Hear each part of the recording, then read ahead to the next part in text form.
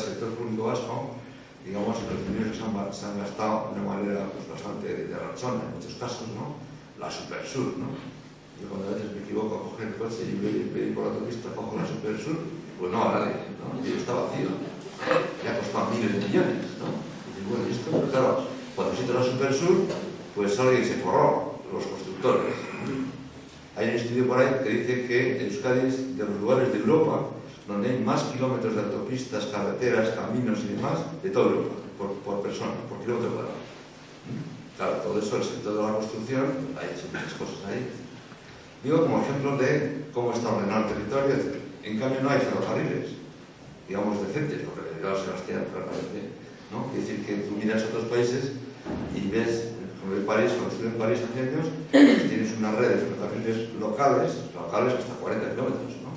Con lo cual la gente va a trabajar y vuelve en ferrocarril, no con el cochecito todos los días de transportes. Aquí algo hay algo de metro que llega a los sitios, pero bueno, hay un déficit de ferrocarriles muy grande para transportar mercancías, etc. Quiere decir que, pero este es el país que tenemos, nos guste poco o mucho, este es el país que tenemos más o menos.